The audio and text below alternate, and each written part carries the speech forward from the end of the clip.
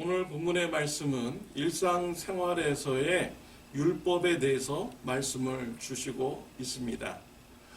5절 말씀에 보면 사람이 새로이 아내를 맞이하였으면 그를 군대로 내보내지 말 것이요 아무 직무도 그에게 맡기지 말 것이며 그는 1년 동안 한가하게 집에 있으면서 그가 맞이한 아내를 즐겁게 할지니라 라고 이렇게 하였습니다. 남자가 결혼을 하면은 1년 동안은 군대를 면제해 주라 라고 율법으로 정하신 것입니다. 결혼한 자가 곧바로 군대를 간다고 하면은 전쟁터에서 생명을 잃을 수 있습니다. 그래서 신부는 과부가 되고 또 신부는 생명을 이어갈 자를 생산하지 못하게 됩니다. 그래서 생명을 소중하게 여기시는 하나님께서는 남자가 결혼을 하면은 1년 동안은 군제를 면제해 주라 라고 이렇게 말씀을 하신 것입니다.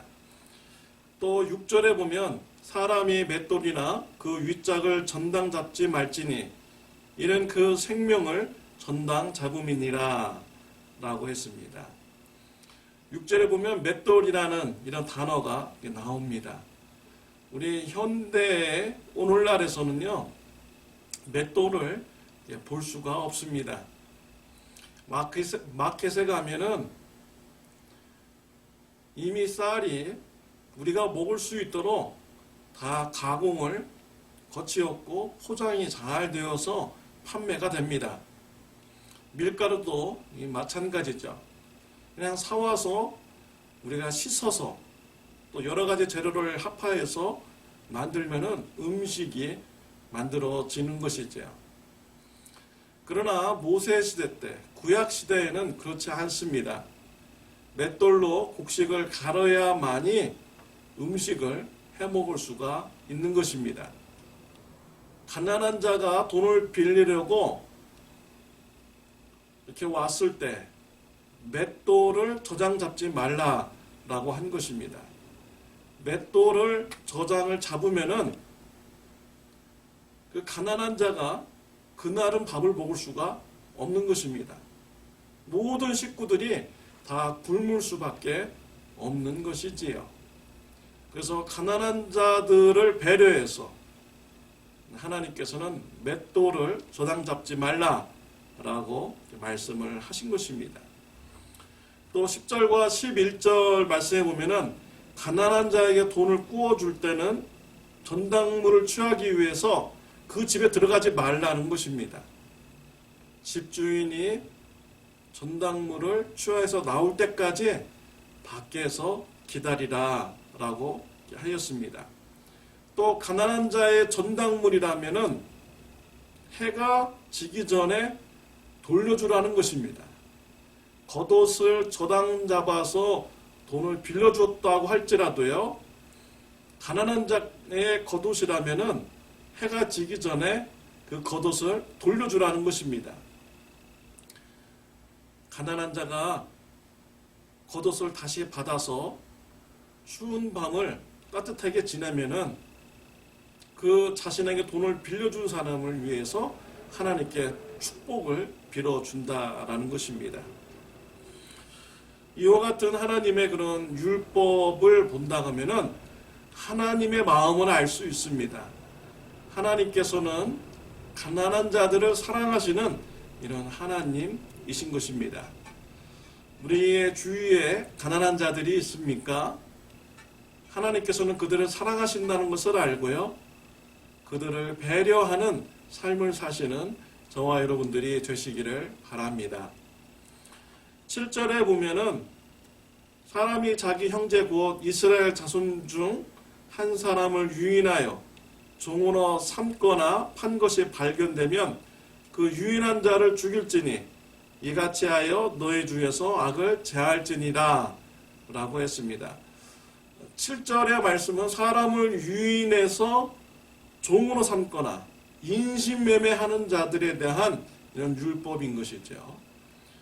사람을 납치하거나 인신매매하는 사람들은 사형에 처하라 라고 하였습니다. 인신매매범들은요, 사람을 사람으로 보지 않습니다. 사람을 물건 취급을 하는 자들이죠. 인신매매는 오늘날도 벌어지고 있습니다. 우리가 살고 있는 이 샌버나디노는요, 미국 전국에서 가장 큰 인신매매 시장이라고 합니다. 우리도 모르는 사이에 주위에서 흉악한 범죄가 성행되고 있는 것입니다.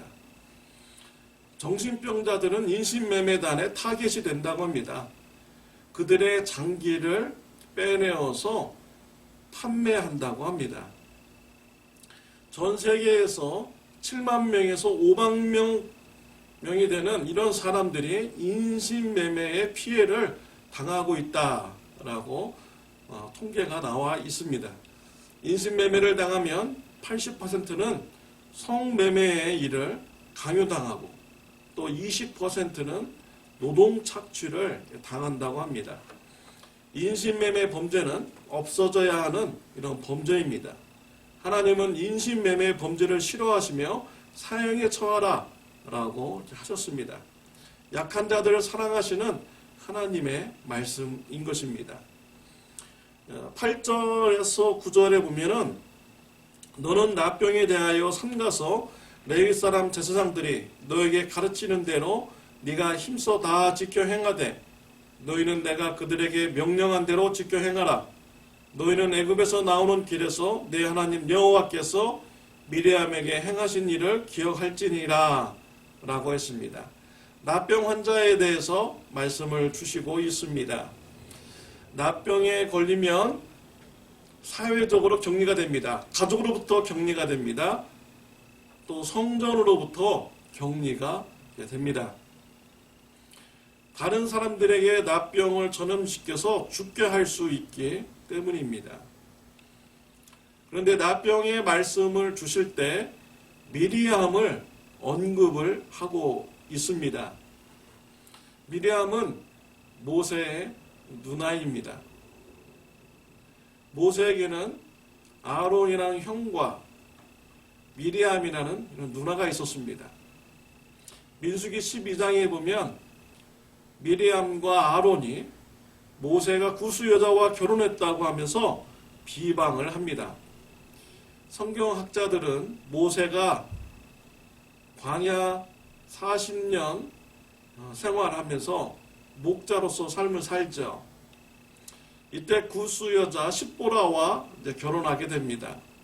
그래서 십보라와 결혼했다고 하면서 미리암과 아론이 모세를 비방한 것이죠. 미리암이 이름이 먼저 나왔습니다. 그래서 미리암이요 주도적으로 모세를 비방하였다라는 것을 말하는 것이죠. 하나님께서 미리암을 심판하셨습니다. 나병이 걸리게 했습니다. 그래서 이스라엘 진영 밖으로 쫓겨나게 됩니다. 모세는 미리암을 위해서 기도했습니다. 용서해달라고, 치유해달라고 기도했어요.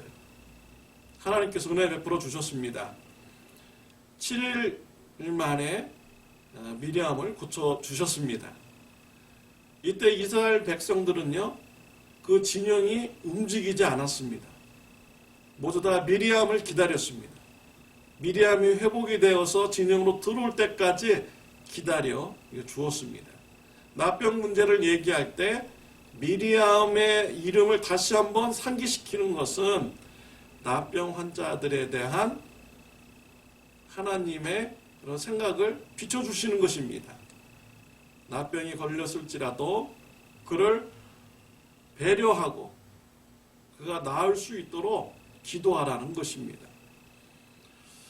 생활 속에서 이런 율법을 볼 때 우리는 하나님이 어떠한 분이신지를 알 수 있습니다.